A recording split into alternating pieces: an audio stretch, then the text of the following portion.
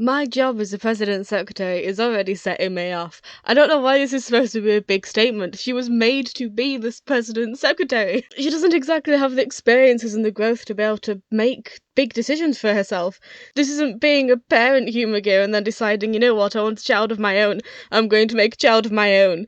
She's doing basically what she's supposed to do, what she's been groomed to do. And we're supposed to think, oh, that's so wholesome. Ew, no, let her do other things. Let Izu exist as a person and not just as Aruto's bloody secretary. Like, there's no harm in her wanting to do that, but I just don't buy that she ever has the clarity to actually choose that for herself, because she does not know what alternatives there are. Okay, actual episode though. So, what's up with Rising Hopper? At the end of the last episode, Izu brings Aruto the all-important Rising Hopper key, which was made specifically to be able to defeat Ansas-chan or Magia like him. It allows Aruto to play out a battle Telltale style, or like Robert Downey Jr.'s Sherlock. He can analyse what's going on, he can predict things, basically. He can analyse all of the moves he can realistically do and choose the best one. But Wazu, at the end of the last episode, said no, he's better off using Breaking Mammoth, but Aruto went ahead with the new key, and the episode ended.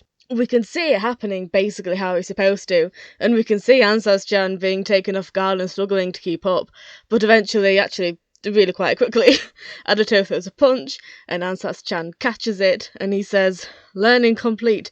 Output is 1.8 above default. Compensating and exceeding that is not a problem." And he goes after Aruto, and Aruto is completely overwhelmed, and Izu says it should be more powerful than that it should not only be operating at a 1.8% increase.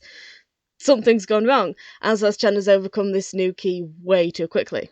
Ansas-chan shoots at Izu, and Aruto takes the hits, which, on paper, is a very selfless move. He takes the hit to protect Izu, a Humagir, who, in theory at this point, could have just been revived ordinarily. She would have been shot, but she could have been repaired. Not to downplay the seriousness of Humagir getting hurt, but that's how a lot of people would see something like this, but not Aruto. Aruto values her life, even though I do believe at this point he doesn't even know she doesn't have a backup. He values her life enough to take the hit for, even though death is permanent for him, but it shouldn't be for her. That's such a heroic move, instinctively going to protect someone he cares about. That's absolutely what you expect from your main Kamen Rider. That's what you expect from the titular character of a superhero series. You want someone who cares about others, who would put himself in danger so someone else doesn't get hurt, even though that someone else should, in theory, have a backup and should be able to be repaired. He's not thinking about that. It's not enough. I know I'm being picky. I know it sounds like I'm asking a lot, but up until this point, aside from maybe Enji's episodes, I just have a hard time buying that he does actually care. And so honestly, retrospectively, with everything we've seen already and everything we're going to see in the future, forgetting that it's Izu for a moment, Aruto caring that much about a Humagir in general potentially getting hurt feels actually very out of character for him. On its own, it's wonderful, but mixed in with the rest of the series, that's what I mean when I say it's not enough. It's not enough to make me ignore everything else. Aruto is very good at the big gestures, but the little ones, not so much. And that could have been an interesting element to his character that was addressed as a flaw and worked on over time. That it's easy for him to see that Izu is about to get physically hurt, and it's easy for him to think, okay, well, if I jump in front of the attack, Izu won't get hurt, whereas the more hidden aspects are harder to see. That he can identify danger when it's right there visually in front of him, but he doesn't think about the more intricate dangers, such as humans being abusive towards Humagir and overworking them and treating them as objects. It could have been interesting for him to address how he can sense danger when it's coming from a Humagir, Ansas-chan, but when it's coming from a human, he turns a blind eye, subconsciously or not. But moments like these don't erase the fact that he has happily left Humagir in terrible conditions, that he himself puts Humagir in terrible conditions, that he just can't or won't see the more nuanced threats. And this is only something that could have been so interesting. Aruto is Kurinosuke's grandson. Aruto was raised by a Hyuga. It would make sense that he has been exposed to Hyuga as workers. It makes sense that Aruto would grow up looking through that lens. He saw Soryo get hurt and die, so that's a lot easier for him to see, but he also grew up seeing Hyuga being sold as products, so in his mind that's where they belong. It seems to me that Aruto, well, he wants Hyuga to smile, but he doesn't seem to stop and consider why they might not be. I just personally think that could have been an interesting way to take this. Though when he says, I want Hyuga to smile, what he means is, I want Hyuga to develop to the point where they are able to feel happy, but he doesn't seem to understand that maybe Hyuga are feeling things right now, they're just not particularly happy because they're not in a good situation, but instead it's that Hyuga smiling is correct and Hyuga being upset and angry at humans abusing them is wrong and evil, and that's just not a nice way to put it. But Aruto realising this could have been nice development for him. I'm confident in saying that Hyuga being attacked by Magia is so much less likely than Hyuga being abused by humans, but Aruto just refuses to see that, and Aruto taking the hit for Izu is great, but he has to do more than that. You don't get to walk away from terrible things you've done by doing something nice. That's like when couples argue and then one buys the other a bouquet of flowers to try and make up for it, while not actually addressing what just happened. Wazu then read his Breaking Mammoth, and it comes to pick them up, and Fua is also there. He seems very worried when Aruto gets hit. Izu apologizes, and Aruto's like, why the sudden apology? And Izu explains that he was injured covering for her, and she delivered the key without noticing that it wasn't complete. She is responsible for these failures, she is unfit to be his secretary. So Izu is just purely focused on work ethic, on efficiency, and she needs to learn there's more to life than that. She needs to learn that even Hyuga make mistakes, that nobody can be perfect all the time, and that a few mistakes that are not even mistakes don't mean that she's suddenly unfit. Ansatsu-chan's shot, Aruto got in the way. Neither of those actions were Izu's fault. They were desperate, they needed that key, and she was told it was complete, so she went and took it and brought it to Aruto. Perhaps not checking was an oversight. I don't know how easy it would have been and how much time it would have taken. It's barely a mistake and not enough to claim she's unfit to be Aruto's secretary. Somebody needs to teach her this, to help her not be so rigid and hard on herself. I can't remember if that happens or not, but I don't have much hope. We don't care about Hyuga personally in this series. Nobody wastes their breath worrying about Hyuga mental health here, but I'll happily admit if I'm wrong. But my point is, she is displaying this one strike and you're out mentality against Hyuga, and it's awful. The remaining Ansatsu-chan tells his chicks, so cute they're called that. I mean, I don't think they're ever called that in the episode itself, it's in the wiki, but still. He tells his chicks to search for the last Matsurida Z. Matsuri meaning festival, which makes sense because they are festival dancers. It's more like that is their group name, but having the Hyuga literally just be numbered. Let Hyuga have identities. He then says, he's my brother. And I have to say, this series is so family-oriented. I love how Hyuga specifically seems so family-focused without human input. Humans aren't telling them this, they're just like, no, we're family. These are my brothers, we're siblings, you're my son. Wazu and Izu are siblings. Aruto has a Hyuga dad and inherited the company from his granddad. Ikazuchi and Subaru are brothers. They are brothers. They're not like brothers. They are actual bloody brothers. Horobi and Jin are father and son. Matsurida Z are all brothers. The guy who was initially blamed for Daybreak in the first place was prioritising his son. Fua has a whole secret family, which is why it's so frustrating how that one obvious family link is never addressed. Like, Horobi and Soryo should be brothers, which should make Jin and Aruto cousins. How interesting and fun could that have been? That could have created so many extra layers. Oh, here we go. Aruto says there's no reason to apologise. Good, because there really isn't. He then says, I'm some useless guy in the president's seat and you still support me. I mean, she was made to. She doesn't have a choice in the matter. She's not supporting you out of the good of her heart. She was made to support you. She is not given enough experience in life, enough variety in life to choose to continue to do so. She doesn't have the kind of development that would really allow her to make her own informed choices. I do believe she hasn't even gained singularity yet, because she does that in this episode, doesn't she? And it's just, like, Horribee was created to be a father-type Humagir to look after human children, but he wants a child of his own, so he creates Jin, and his whole thing is that he cares about other Humagir. He wants to protect other Humagir to create a world in which Humagir are safe. Izu was created to support Aruto, and if that's what she genuinely wants to do, I think that's fine, but I need to realistically believe that she has actually been able to think about this and make that choice, rather than just going along with what her coding tells her, because that's the easiest thing to do, and she hasn't been allowed to question it. You just expect the main characters you're constantly following to adapt and change and learn things. You don't expect the main characters to just stay completely static throughout. And it's especially sad given how amazing of an actor Noah is. I mean, her portrayal of Azu later. It's just, when you have an actor who's capable of so much, but their characters just aren't allowed to do anything.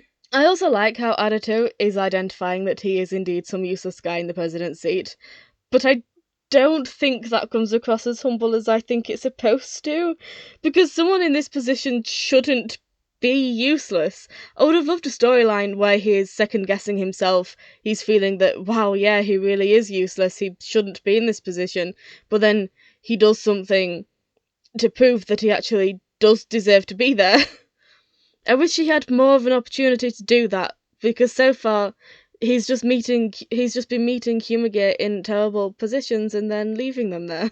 Whether he likes it or not, he is in a position where Humagir have no choice but to rely on him. He cannot afford to be a useless guy in the president's seat.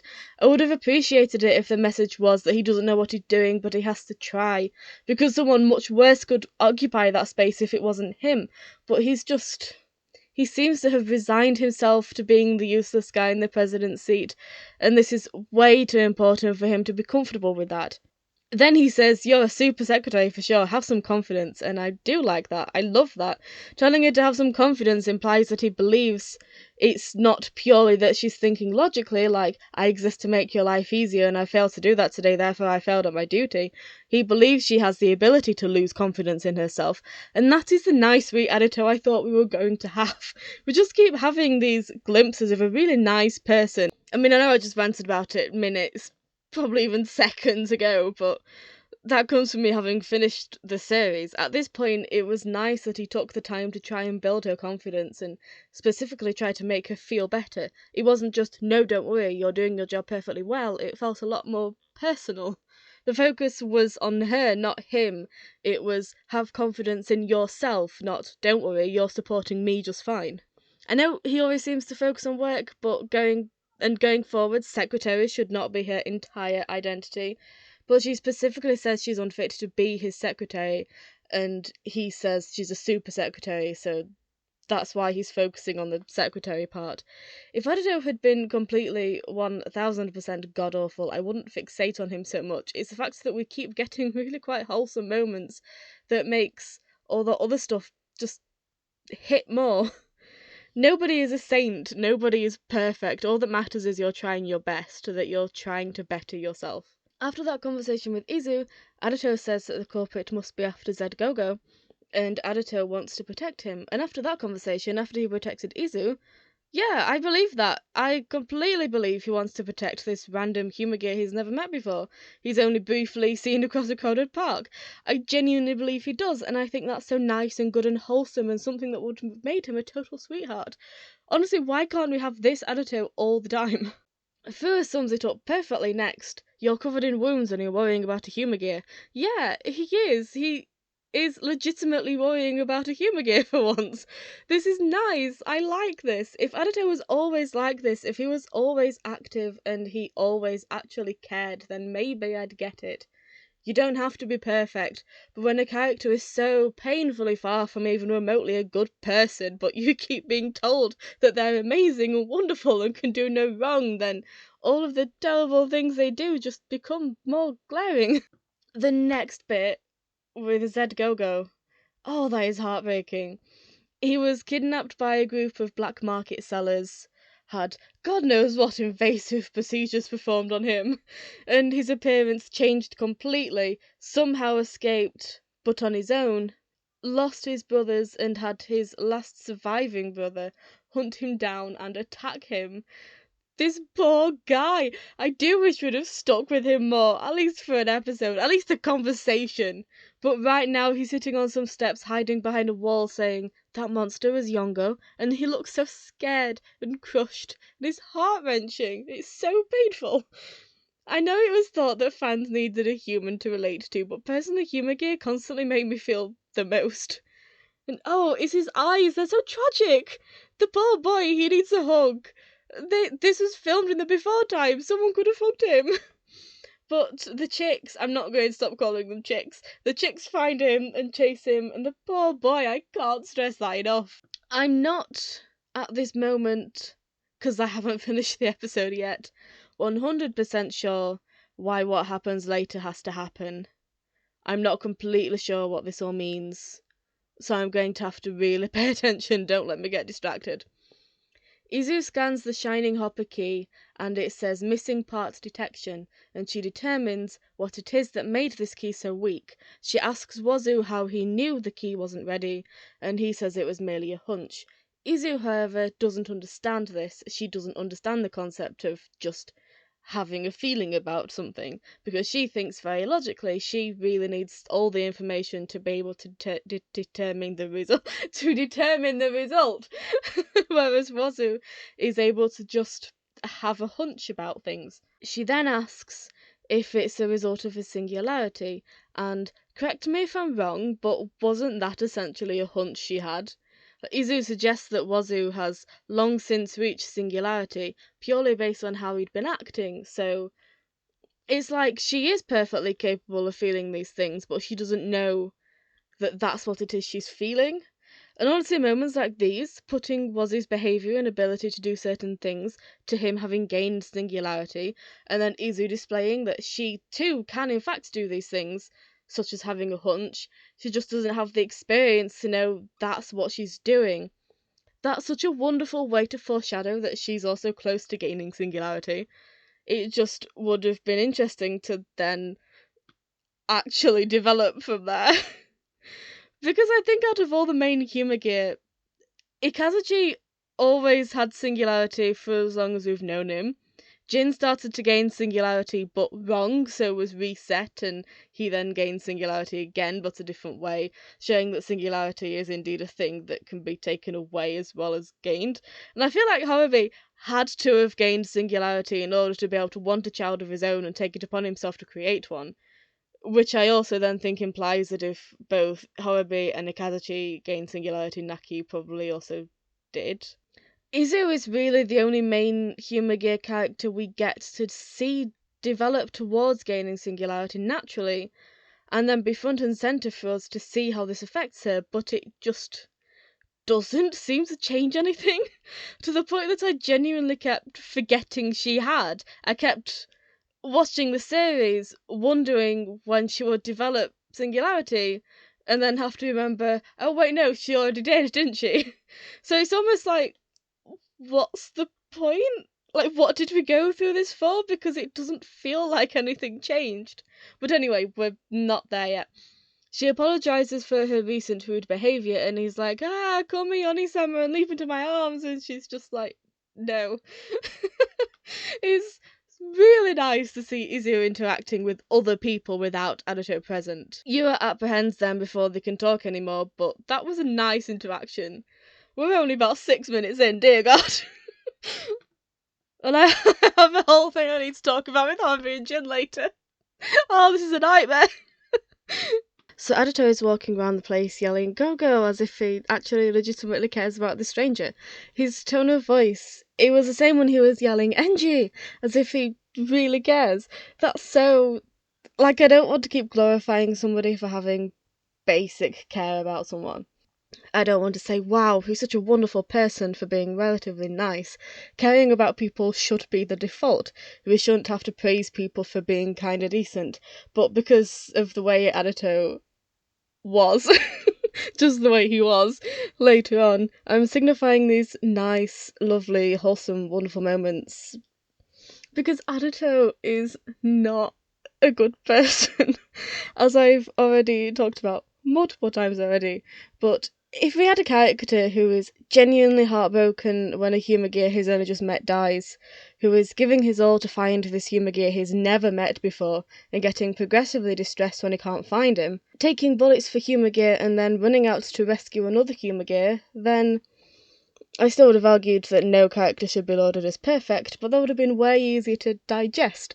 I wouldn't be going out of my way to explain why he wasn't perfect. I'd just think, yeah, okay, fair enough, he is pretty close. It's so weird that right now he's taking bullets for Izu and then trying to find Z-Gogo to save him immediately afterwards while still covered in injuries and barely even able to stand, and then later on using Hyuga keys as a bulletproof vest and not being remotely concerned about one of those keys being hit. If Aruto was someone who was kind to Hyuga when he didn't have to be, said good morning to Hyuga like they were just another regular person, ties a piece of fabric around a Hyuga's injured arm as a bandage, takes bullets for Hyuga and goes out while very injured to try and save another Hyuga he has no emotional connection to whatsoever, I'd understand then. That is a genuinely good person. But someone who is not bothered when keys containing their data are shot, who leaves Hyuga in situations where they're being overworked to death, who witnesses someone collapse and then asks the guy who had a very clear reaction to that if the manga artist is still at least writing his own stories, that's not a good person. Get some perspective, Aruto. That's why this video is so long. It's just me being sad that Aruto in this episode was just so lovely and wishing he always was. How many times have I repeated myself in this one video? Aruto hears a sound, a sort of banging sound, followed by Z-Gogo screaming, tries to run towards it, but falls, and Fua is there and he helps him up. Fua is such a sweetheart. Oh, I can't ramble about Fua. I'll do it another day, I don't have time. But just Fua going after Aruto, after saying how he's got off injured, and then helping him up. Fua is such a dad, isn't he? He just radiates such dad energy. So they fight together and defend Z-Gogo, and Z-Gogo is doing this weird kind of putting his hands up to defend himself, but not in any sort of way that would have much of an impact, but could easily be regarded as rhythmic. And Matsurida is an amazing actor and was just a delight, and he'll be sorely missed. He went from playing a completely innocent, naive, childlike Hyuga thrust into an assassin role, developed into a legitimately terrifying assassin who absolutely knew what he was doing and having fun doing it, and is now just a scared festival dancer. Z-Gogo feels so much different compared to Ansatsu-chan. Their mannerisms, even when Ansatsu-chan was more childlike and naive, their mannerisms are so different, and that's amazing. Again, it's, oh wow, the actor can act, but I still like to say when they're incredible. Z-Gogo, of course, as soon as he has an opening, does a smart thing and runs away, leaving Fua and Aruto to fight the chicks, and Harubi, so graceful, standing on that roof, shoots at the chicks and they explode. Jin says Ansatsu-chan won't listen to us anymore, and Harubi suggests they work together until they put an end to him, and Jin looks up and goes, eh? Did Jin think they were trying to rescue Ansatsu-chan this whole time? Why is it news to Jin that the plan is to kill Ansatsu-chan? This aligns so perfectly with what I've been saying this whole time, how Jin's reactions paint such an important picture of Harubi. That Harubi saying they're intending to end Ansatsu-chan is so surprising to Jin. I suppose the case could be made that he's reacting to the suggestion of a team-up, so I want to try and deconstruct what's actually being said here because it's important to me and I'm not letting it go. I mean, you can leave, I'm staying right here. So, Harubi says, Doda, yatsu o shimatsuru made no madake kyoto shinai ka? But, like, you know, acted. And Jin is upset and looking down, but he reacts and looks up before Harubi gets to the part about them fighting together. As far as I can tell, he starts looking up at the word shimatsu, which means to get rid of. To break down the sentence structure, it goes, Doda, so how about it? Yatsu o shimatsuru, to get rid of him. Kyoto shinai ka, would you like to fight together? whatever the exact word is that prompts him to start looking up, Jin is already reacting before Horobi gets to Kyoto Shinaika, which means he's reacting to the concept of getting rid of Ansatz-chan, not the concept of them fighting together. Have I done this already? I feel feeling a weird sense of deja vu. I so wish they actually had worked together, though. I love the protagonists and antagonists working together to take down a common enemy. Honestly, given that Horobi is soon going to spend an excruciatingly long time in the basement doing bugger all, and be freed and reconnected to the Ark, only to then do bugger all, I don't think getting to spend a little time with Horobi and Jin would have changed all that much narrative-wise, but it could have given us a nice, interesting insight. And it's always just fun, innit? But Adato's like, hell no, you always treat Humagir as disposable tools, and, poor Kel. Anyway, then Jin hisses at them. He just hisses. Oh my god, is anyone even still here? I share Adato's excitement about him and Yuro fighting together. I love a good team-up. It's always so interesting to see people who don't necessarily get along interacting in a more heated situation where you can't really afford the time to argue. When you see everyone's immediate, innate instincts. Izu has a plan, and she needs almost all of the keys to do this, all of them except Rising Hopper. Adato just gives them to her. He doesn't ask what the plan is, he doesn't seem uneasy about it, he doesn't question anything, he's just, okay, here you go. And that is a huge display of trust. I love that Izu having a plan that she came up with on her own is treated as respectfully as anyone else having a plan. There's no sense of humans being the superior ones here. They're all talking about how hard this is going to be. Izu says she has a plan. Adato completely trusts her. There's no even being patronising. There's no, oh, Izu. There's no, wow, Izu has a plan. All on her own. It's just, oh, she has a plan, take my keys. It's exactly how it should be, and I love it. Wazu then figures out where Z-Gogo is probably going to go. He's looking for his former team members, his brothers. This bit is absolutely just heartbreaking. I also love the sense that they all have different priorities here. Adato is here primarily because he wants to protect Z-Gogo, but also defeat Ansatz-chan. Yuri is here because she wants to take down Ansatz-chan. Protecting Z-Gogo really doesn't appear on her radar at all, and for her, it's a lot more complicated. Izu watches as the three of them leap out of the van, and we linger on her for a bit as she isn't really doing or saying anything, and yet you can just feel this immense sense of, I mean, to me, it's a sadness of this impending thing she knows is going to happen, and almost a longing to join them, like she wishes she could also leap out of that van with them. She knows that she intends to sacrifice herself at this point, and it's something she's prepared to do, but she also isn't ready, and she wants to be a part of this in a way she can't be. I mean, that's what I get from that stare, and that's all it is just her looking at them, but it makes me feel so much like, oh my god, just let Noah do stuff, because she is just, again, wow, the actor can act, but she can't she?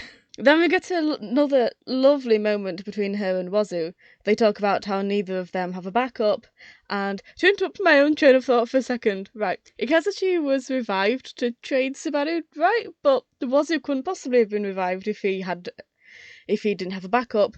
So he's either been around this whole time, or he's been switched off this whole time. I have nowhere to go with that other than, I want to spend more time with the older generation of Humagir. Anyway, neither of them have a backup because the memory banks of Humagir involved with 01 like Wazu and Izu cannot be backed up to safeguard secrets. So the 01 system is more important than their lives, got it. We will never achieve human Humagir equality as long as stupid rules like these exist. I really expected this to come into play again. You know, back when I had still had hope for Adato and expected him to, like, care about Humagir equality. I just thought Adato creating a backup for Izu regardless would have definitively portrayed him as a person who cares about Humagir lives as lives, you know? The Adato learning about this and deciding that no, Izu is more important than some Kamen Rider project. That Adato learning about this and deciding that no, Izu is more important than some Kamen Rider project. That you can't just be prepared to throw away Humagir lives like that. That would have been such an important character moment for him.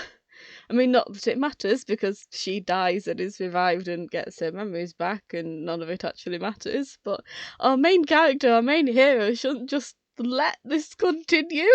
He should bloody well care enough about her to put her safety above the Zero One project. That might have been enough to convince me that, yeah, Aruto is a wonderful, wonderful person. We then cut to Z-Gogo at Kishibinomori stage, and oh, just, oh, the way he's staring at this empty stage alone in the audience and the music fades in. It is specifically the way it fades in while the camera is focused on him. This episode is so emotional, bloody hell.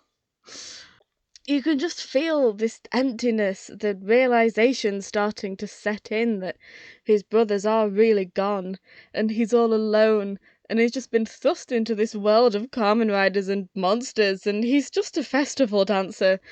It is so unbelievably tragic. Ansatz-chan appears behind him as Z-Gogo runs away and Ansatz-chan throws the egg at him. You know, the ones at the start of the last episode, if you can remember that far back. And it's just about to hit his back when Fua shoots the egg out of the air. Fua, who allegedly wants to destroy all Humagir, saved a Humagir, because this video isn't long enough yet. I suppose there are a number of reasons he'd have done this. You could argue he did it because as much as he supposedly hates Humagir, letting another Humagir be hacked would pose even more of a danger, so it's better to prevent that in the first place, even if it means letting another Humagir, who he could have destroyed, get away. However, that would mean Fua recognises that Humagir are only a threat when they've been hacked. The alternative is he's reacting to the immediate threat in front of him, sees somebody about to be hit and saves them, and isn't thinking, screw Humagir, a killing machine saves him back for being a Humagir. He's just thinking, someone's about to be hit, save them, and he's viewing Humagir as equal to humans at this point, because he's reacting exactly the same way he would if it was a human. I just adore that moment. Fua has so many subtle little moments indicating his growth as a person. I 1000% believe Fua has the best arc in this series, just the best development. Okay, so as I understand it, the reason the key didn't work was because it was unable to keep up with Aruto's potential. Aruto was too good.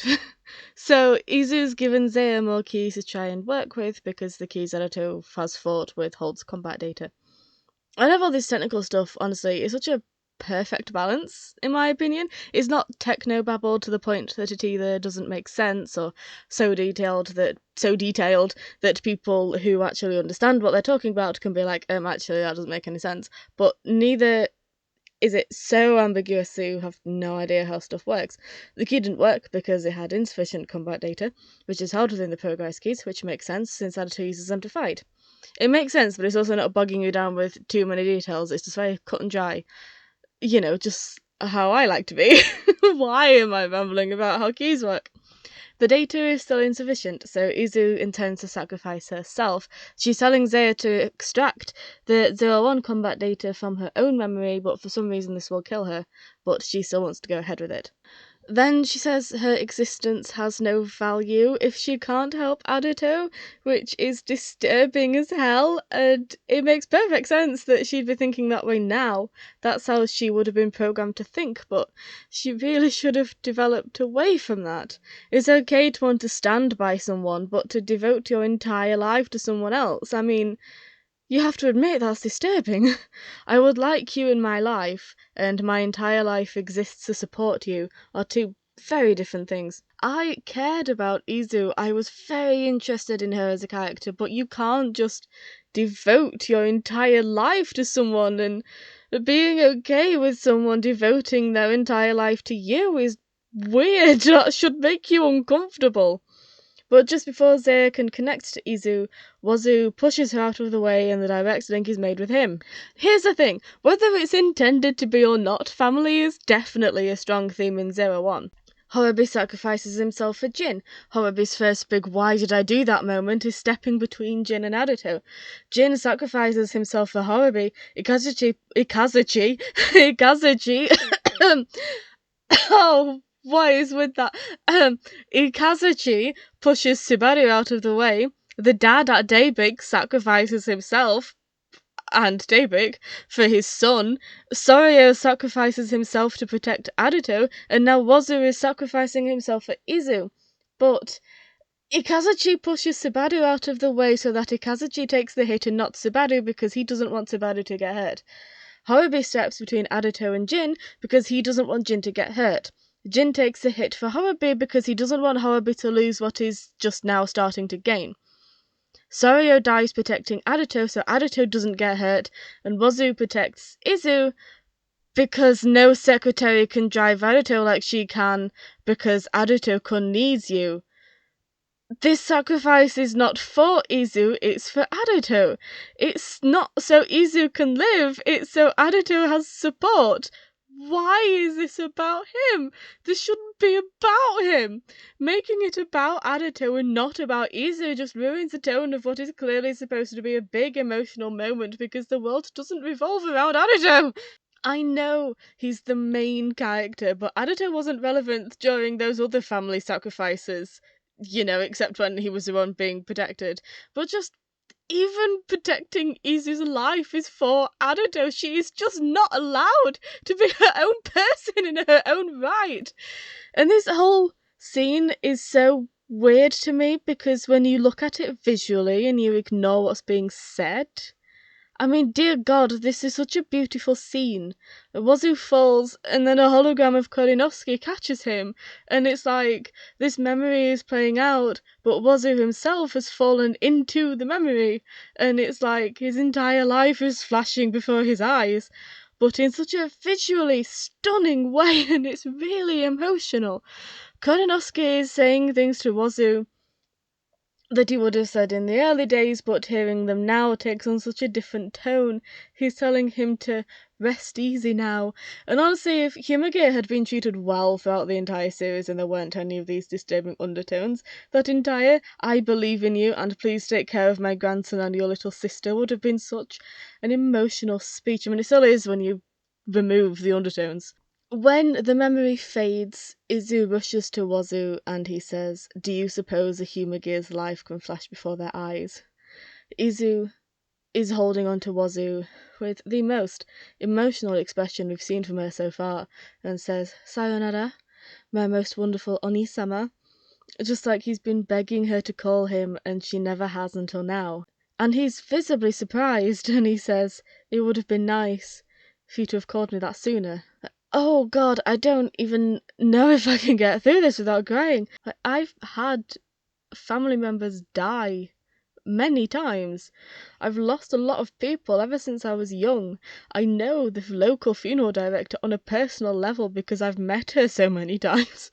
But it's always been like great-grandparents, great-great-uncles, elderly people who aren't going to be around much longer.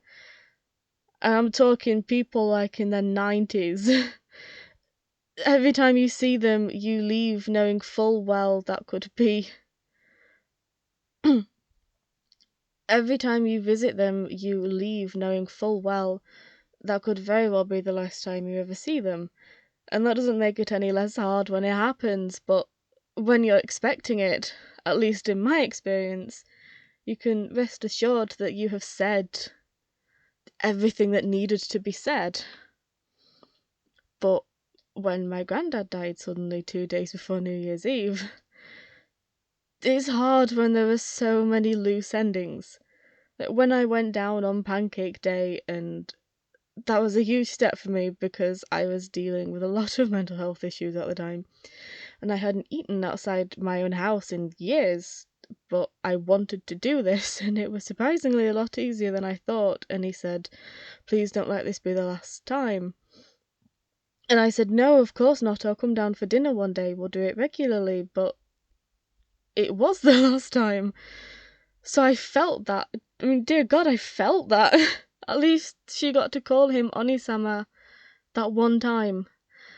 And that's why, or one of many reasons why it gets to me so much that he never seems to matter ever again. We don't have a lot as a family, and there was nothing to inherit. when my granddad died, and obviously material things shouldn't be important, but it's nice to have just something, you know? But what was given to me quite a while later was the waistcoat he used to wear. Not because anyone thought I might like something of his, but because they had it and I like waistcoats. And I don't have to tell you how much I treasure that. So, Izu has his pocket watch now, and that should have been brought up again, you know?